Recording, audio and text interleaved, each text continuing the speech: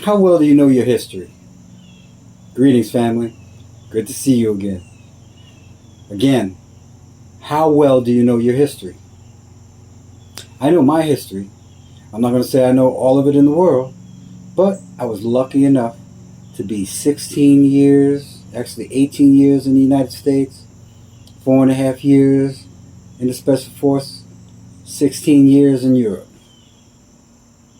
So I was able to get information all around the planet. So how well do you know your history? Because I know our history here in the United States where I was born and raised, but I know their history in 68 different countries. And I heard it from the horse's mouth. So if I was someone that wasn't part of the public and I was part of the 1% that controlled you, I would probably invest my money as much as I can on those scientists, those doctors, those physicists that are discovering things, those scientists.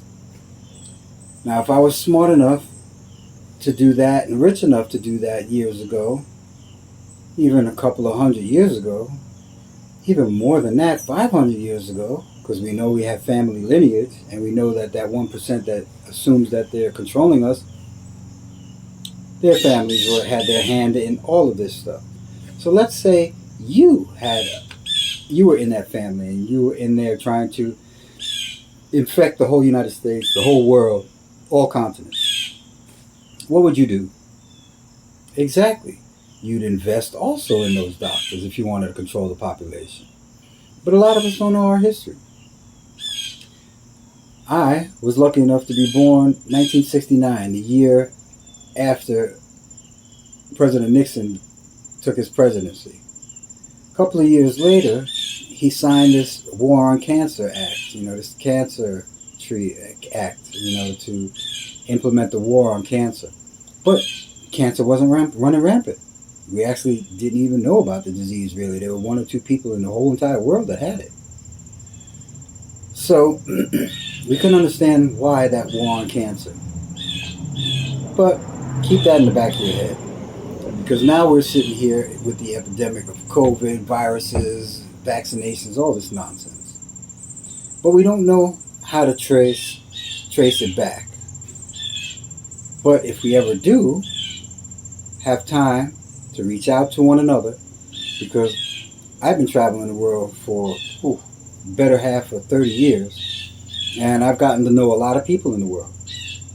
I know you've gotten to know a lot of people in the world over here, wherever your country is, and you were able to navigate through your life. You were able to understand the history that was given to you on a silver platter, and you also got the education that was given to you on a silver platter.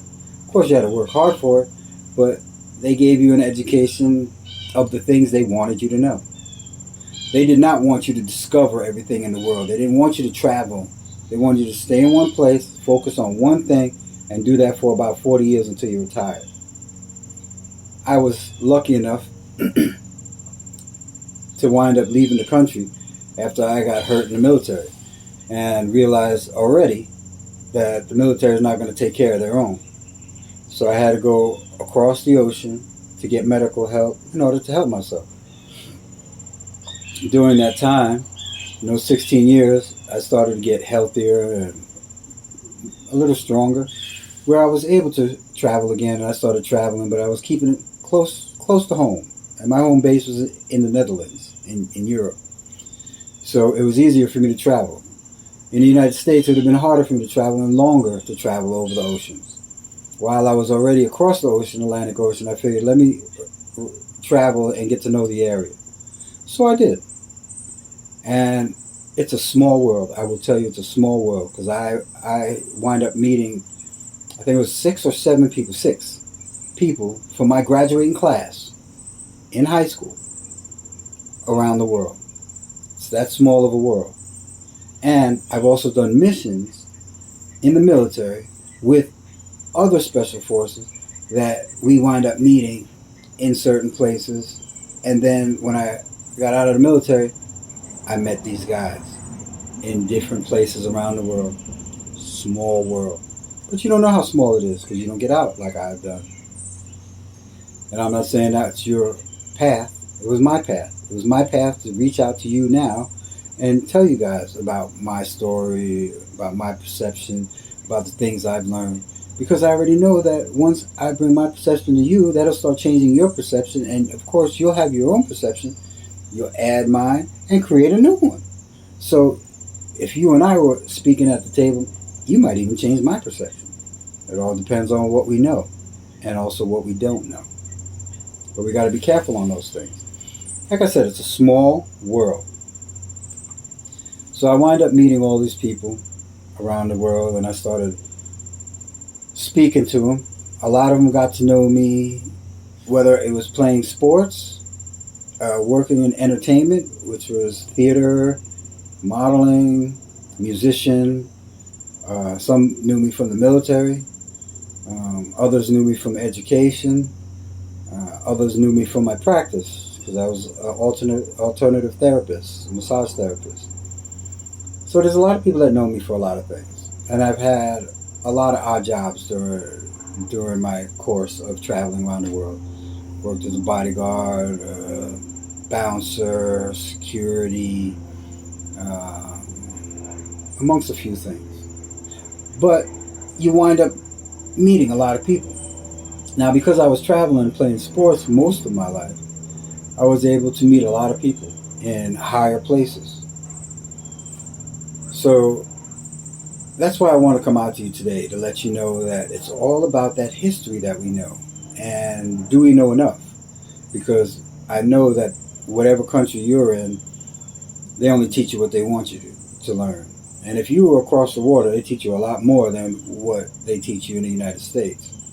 100%. There are better educations out there. I know, I've seen it, I've experienced it. Now, a lot of people, now that I'm back in the United States, they like to talk. You know, talk of the town is vaccines and COVID and foods and GMOs. All right, granted, all of that back in the days when I was young didn't really exist. They were coming up with GMOs, they were coming up with pesticides, they were coming up with DDTs, but none of it was all over the place. It was being experimented here in the United States. That's for a fact. But a lot of us in Generation X, we saw all of the bad things come in and all of the good things move out. We saw all of the history be displaced and current events take its place. So we've seen that. We've seen the trouble in plastics. We've seen the trouble in GMOs. We've seen the trouble in diseases, disorders. But we really can't put our finger on it and find out what it is that really got us there. Well, let's go back to 1957. Sometimes I forget this doctor's name, but it's Dr. Cohen. Dr. Cohen had an experiment. You can Google it. He had an experiment where he injected all these mammals with snake venom. And in less than 72 hours, every mammal had a cancer cell or cancer. So that was 1957. 1968, Nixon is president. 1971, he signs this Cancer Act. And that's when cancer started to run rapid, because when I was young, there was only muscular dystrophy and Jerry Lewis telethon, and that was pretty much it. There wasn't really that many diseases. There were high blood pressure, diabetes. That didn't really exist back then. If it did, it was 1 in a billion, 1 in a million. Now it's like 1 every 50 people. But you look up the statistics, especially if you're Generation X, you don't even have to. You understand what I'm talking about. You've experienced it. So you've seen a lot of history. We had all of our encyclopedias, and that's where I learned about Dr. Cohen in the encyclopedia. Forget his first name. It'll come back to me. I'm just going to have to put it in the link. So Dr. Cohen in 1957 finds out that snake venom causes cancer. 1986, he gets a Nobel Prize for it, and he patents 7 of the cancer pills. 7 of the cancer pills have ACE inhibitors, and these ACE inhibitors, you can Google the ACE inhibitor, you can Google the name of the cancer that you have, and you can see how much venom is in there. That's also something that you can go ahead and check out. Now, if I was a Bill Gates, or if I was a Bush, or if I was any of those with the $1 billion money, okay, that's where my money would be going to, trying to figure out how we can depopulate the world. Because the one thing that scared the crap out of all the bankers and all the government and all the oligarchies and all religion and all politics was the baby boomers. When the baby boomers had them kids, wow, oh my goodness, they couldn't believe that the population tripled, quadrupled. That scared them. That's why right away China and Mao Zedong came out with that act where one baby per family, because they saw the United States was incredible with the baby boomers, after the war. So they were nervous about it. They didn't want that to happen. So all the regimes had rules and regulations. The United States, yeah, they had a president, so they had a constitution, so they couldn't implement all these rules. And it was too early in time to change the rules like they do now with Biden and Obama and all these other ones. Before that, they couldn't do that. We had the FBI that was going through and making sure that the government wasn't corrupt. That don't happen anymore. But that's what it used to be. We used to have a different system. There's no such thing as conspiracies until Kennedy was assassinated. That's when the CIA threw that word conspiracy theory out. And when they did it, that hushed the public. Not only because everyone knew it was a lie and they knew the reason why all of this was happening, because they were trying to change, Kennedy was trying to change the money, trying to get the corporations out. And the corporations had their hand deep inside the system. So at the same time, they're funding this Dr. Cohen. Dr. Cohen's research on cancer, he created 10 years before, so that was 1976, 10 years before he got the Nobel Prize, he created a company called Genentech. And Genentech has 7 of those patents of the cancer drugs. But if you research, you understand that any of those drugs that you're swallowing, it's going to hit the stomach acid is going to hit it, break it up. No cure for cancer. It has to be injected. Excuse me. So they made sure that a lot of the patent drugs were not injected so that they can create that long-term sick care system. I know they call it healthcare and they fooled you on it, but it's long-term sick care. Because if you travel around the world, you'll understand that the Asian countries I was in and Japan, China, I had something called deep venous thrombosis. Oh, I still have it now that I'm back in the States. I have it again. But it was something that was easily remedied. I had a 16-year career playing baseball abroad in Asian countries. And every single time that I had pain or suffering, they gave me a tincture or a tea. Gone. Just disappeared. And I was able to play. Now that I gotten older, come back to the States, I realized how infected it is, because the Europeans told me there's a big experiment going on there. I was a cocky military guy. I was just like, nah, I'm American. It doesn't exist. Yes, it does.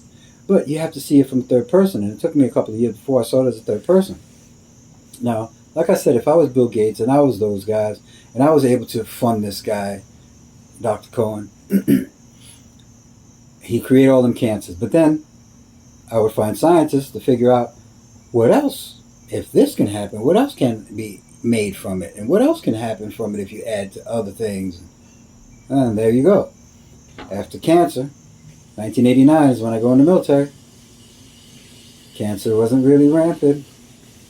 We had ADD, but not ADHD, not autism, none of that stuff. We did have muscular dystrophy, but we weren't having the problems of high blood pressure, diabetes, cancer, all different types of cancer. And Dr. Cohen knew when he did that experiment that it bonds to the epidermis.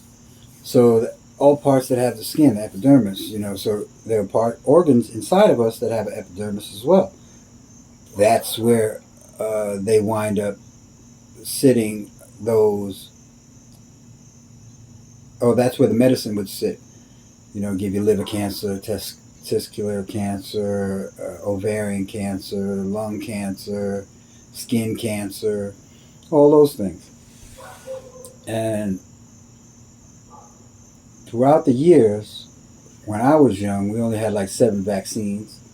Now they have like, I don't know, like 30 to 60, something like that for the kids.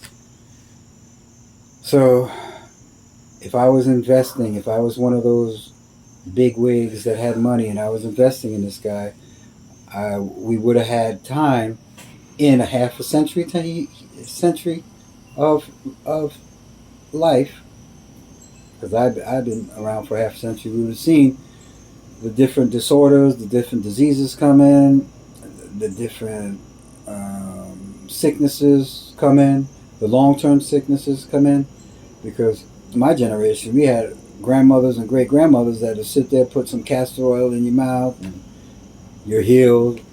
Rub some dirt on the cut, you're healed. Eat this twig, you're healed.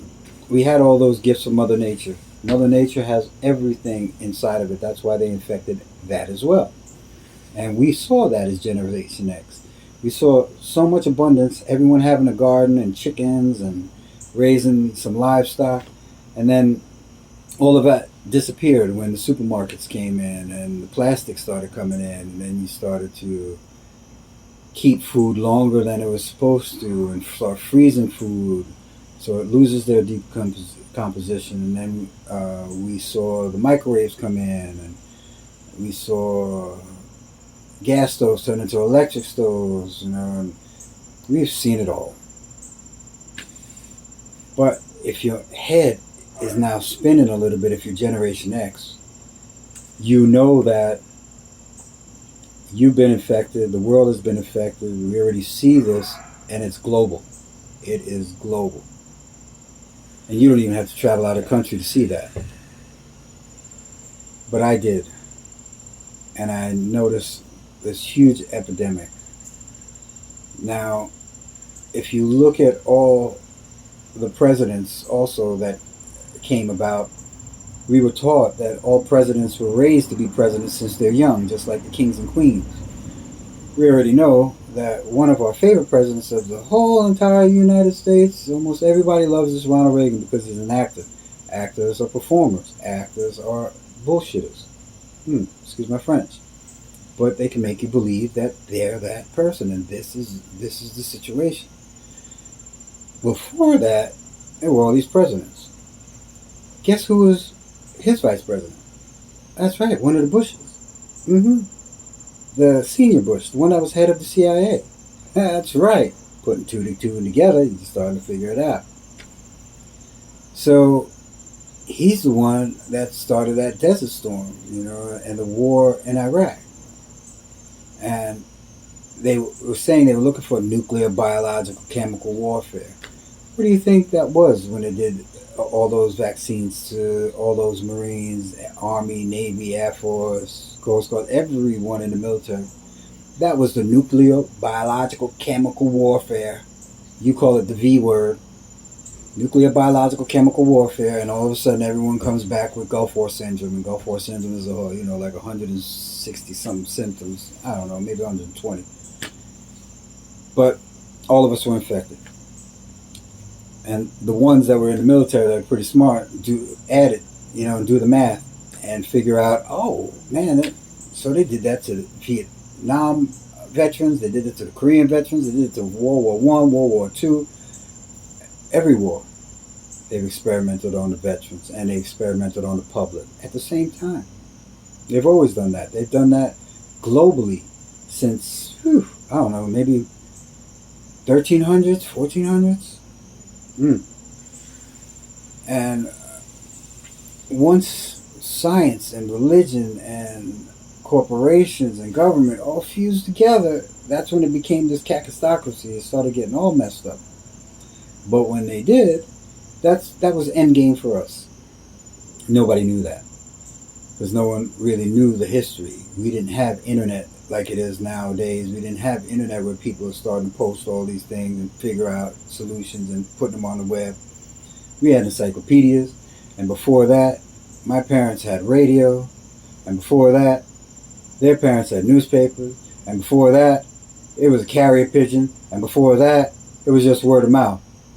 Nothing traveled. That's right, nothing traveled. So you didn't know how fast the fear scattered once the internet came out.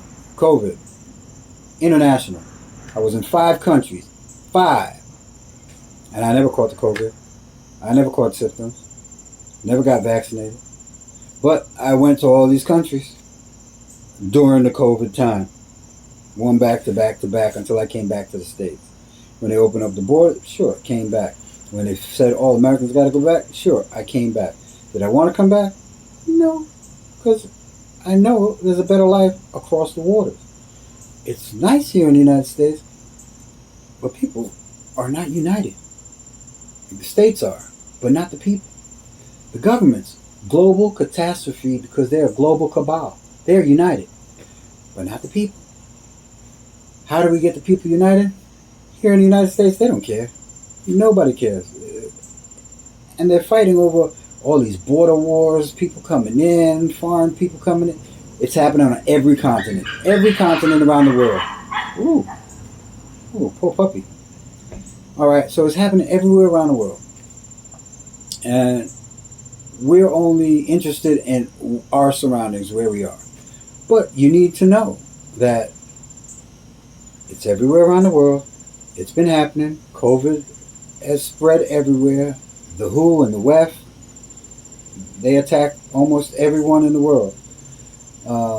These investors, a small 1%, they're just like all of the American vets who are homeless now. That's 1%. Imagine reenacting all your American vets who are homeless to fight the 1% that are trying to own you and control you. Yeah, that'd be awesome, because a lot of those are special vets, and a lot of them are the ones that had their hands dirty. A lot of them have a lot of knowledge. And there's also a lot of other 1%ers. There's the activists, another 1%. You know, there are other people that are scientists that were exercised and from their workforce. That's another 1%. So now you have like 3% that I'm just naming right now that can get together against the 1%. We can stand up. We don't really have to fight a war. We don't have to really demolish these people. It's easy once we have a whole bunch of no compliance. When we have worldwide no compliance, everything sinks. The moment you stop using your card, your credit card, your phone, everything sinks. If it's 7.5 billion people in the world that's doing it, overnight, all these businesses